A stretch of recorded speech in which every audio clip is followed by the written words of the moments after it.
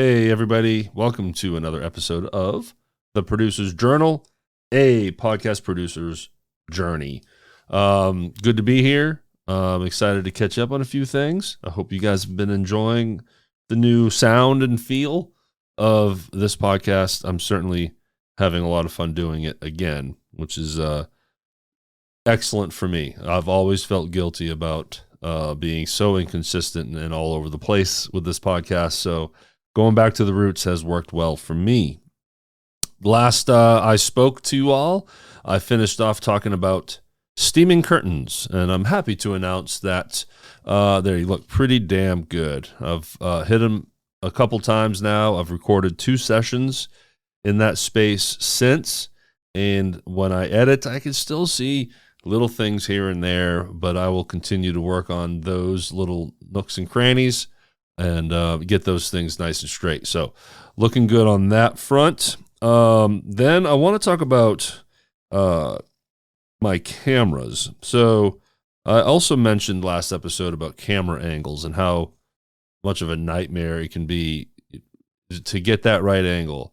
You have to work with the space that you have. I'm a stickler with backdrops and backlighting, and I don't like seeing a nice backdrop and then wall on the side. I'm OCD with that. And I feel like I've done pretty good at figuring out how to utilize my space and what's given to me with the limitations of whether it's size or where I can place backdrops, and trying to save from tripods, hence why my curtains that I just talked about double up as backdrops. And what I've found to be very useful is plotting for the tripods in Studio A. Again, that goes back to the station I'm talking about with the curtains. I've dialed it in pretty nice, and my suggestion to anyone listening that is doing the same thing as I'm doing, make sure you tape and mark the floor at where you put the tripods. And then up top where you clip the camera in, you have 2 settings. You can pan it side to side, and then you can also elevate it with like a little crank where it goes straight up. I keep that all the way down. That's not an issue. But you can adjust the panning, and you can adjust whether you angle the camera up or down. Once you get something that you like, tighten those up. Okay? So now you get your tripod on tape. You tighten up the mount, if you will. And that way when you unclip the camera, you want to use it for something else, promise you just clip that thing back in and not try to move it around, and it's right there where you need it to be. I use older cameras, so it doesn't save zoom settings. So when you turn it back on, it defaults to the widest framing it has. But if with everything in place, I also plot and tape the floor and mark for my floodlighting. I have an easel for these foam boards that I use as background for the clients or for the shows I have, that shows the branding and logo of said podcast as a way to just differentiate from different podcasts, because the same studio is used in a lot of different places, but also for a lot of different clients rather. And it's also brand recognition. I mark everything down, and when you finally dial it in, now these markings can give you consistency. So to go back to the zooming, if you have everything in place, that works, it's a simple zoom in, and you can just see it frame right up to where you want it, and good to go. So that is a success story, I guess you'd say, but it took a lot of work to dial that in. But camera, adding the video aspect to podcasting that's not virtual, that's not Zoom, in studio video-based podcasting is tricky. The distance from audio only up to video based is there's a lot of steps in between. It really elevates the level of difficulty and attention and engineering to make it happen. But I promise you it's worth it. I'm a big fan of video-based podcasts, but even though this one's an audio only, you got to format to what the show is like too. And quite honestly, video just doesn't make sense for this podcast. So that's why it's audio only. So moving from the cameras, quick update on a podcast that you're going to hear about a lot. It is the Rhythm Section podcast. You've heard me mention this before. Brief recap on what it is. It is designed to spotlight the beautiful music community in Memphis and North Mississippi. As I've mentioned before, I'm 10 minutes from the Tennessee line, and which is then right into Memphis. So the music community here is rich, strong, as you would imagine, from Memphis, and tons of history. All the musicians that are my age, mid 40s and up, have been part of this community for 30 years. Everybody knows everybody. And it's really cool to get to know all of these people. I co-host it with my friend, Jeff Ward. He's a drummer. I'm a bass player. We've played in several bands together, hence the name, The Rhythm Section. The full name is The Rhythm Section, a Memphis music podcast. We've been in season break and fixing to ramp up in the next few weeks as I record this on May 6th. And this is going to be a topic that's going to pop in here and there because this is what it's about. I'm trying to tell you stories about what's going on currently. And so me and Jeff met for lunch. We went and grabbed some delicious Mexican food and to talk about three things. I don't want to divulge too specifically yet because I'm big on announcing things at the right time. So even here, I don't want to throw out the nitty gritties of our plans yet, but that's why I'll update everyone as we go. But one of the things we needed to work out was a rev share. When we first started this podcast, it was free. I mean, quite honestly, I was paying for everything. No one was making money, that's for sure. Long story as to how we bridged to now getting sponsors and advertisers, and I would pay my editor, and then I started paying Jeff a flat rate for the season, 10-episode season. I kind of figured out what I could swing, and I just pay him a flat rate. But we had always discussed from the beginning to do a rev share, which is the right way to do it. He's putting in a high level of work. Not only is he just showing up and being on the show, he handles all the guest booking. And then outside of the show, I handle more than him, I will say, which would be all the prep for the episode, the interview notes, the format script. So when we hop into the show, we have our segments. It's very segmented. It's very produced. It's fast moving. So I prep all of that. I task the editing to my editor. But then I also edit a portion of the episode as well. I make all the clips. I do all the social media management for those clips and promotion on Instagram and TikTok and the website. Of course, not Instagram and TikTok, Instagram and Facebook. Update the website, update the YouTube channel, Apple, Spotify, the whole thing, all the publishing and everything.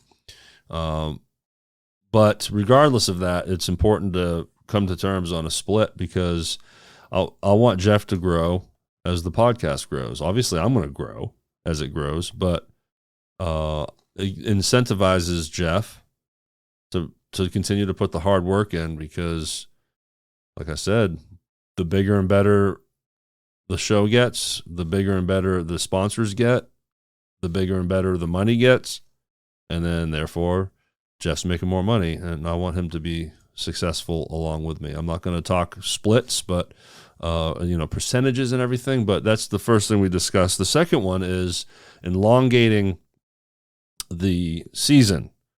The last 2 seasons were 10 episodes apiece with a handful of weeks in between. We did that in that way because it was easier to find a sponsor that would be willing to buy a season, just 10 episodes, flat rate, done deal, have a title for the whole season. Gives us a break. We did the first 45 or so episodes without a break. A story for another day as far as why we took that first break. But coming back, we did season 2, 10 episodes. Season 3 was 10 episodes. And then we broke a couple, I would say 6 weeks ago as I record this. This season break has been longer because of the renovations that I've discussed, mounting new lights and cameras into the wall and so on and so forth. But the time has come. We're going to start ramping up interviews and with a goal to launch season 4 June 4th. Now, the length, I pitched this idea to Jeff, and he agreed that rather than just do another 10 and then another break, and we're going to roll up, tighten up the bootstraps and do 25 episodes, which will take us to November 20th. And 2 reasons why I did that. It keeps momentum going. It's easier for booking. When you do a 10 episode season and then a 5-week break, it's hard it's a good problem to have, but there's so many damn people to interview. It's hard to schedule the good ones over the medium ones, if you will, because we might be in week 5 of the 10-week season and someone wants to be on the show, but they can't record until like week 8 and we can't turn it around. So, okay, well, we can film you, but it's going to be 7 weeks before we publish you because of the big season break. So overall, the 25 episode season really it gives us more wiggle room, an area to play and schedule interviews. And then it times out where it's going to be a lot of work. But when we finally take our break, it's during the holidays. We'll take a nice long break. I would say, like I said, last episode, November 20th, probably ramp back up in February of the next year. And that's what we're looking at. Yeah, so that's exciting and looking forward to that as well. More updates on that for sure. Today, as I speak, just filmed an episode with a client of mine. His name is Ben Cooey, and his podcast is based on his industry, which he has a store for, and it's the hemp industry. The name of his store is Hempville CBD, and he created a podcast to help educate on what that means, what the products are like, how it differs from street marijuana to medicinal marijuana, benefits compared to medicinal. He came in fully on board with the positives of what podcasting can do for a business. I got him through a referral, which was great. So he was a great client. I say was because he's going on pause. And I'll explain that in a second here, but he was just easy. He had a budget, but here's the thing. A lot of businesses have a good budget that can handle podcasting. It's whether they see the value in it. That is the hill to climb, is to show people the value in it. And if they are willing to put money on that, businesses spend thousands of dollars on radio and print, television, Google ads, Facebook ads. And I brought all of those entities up in the last episode. And podcasting has its place not only to advertise on, but now let's talk about for a client to own a podcast and put their face and voice on it and educate their industry as a way to market themselves and bring brand awareness to them. So he knew it was viable, and he put some money behind it, which was great. So he became just an amazing client. We're 19 episodes in. That's what we filmed today.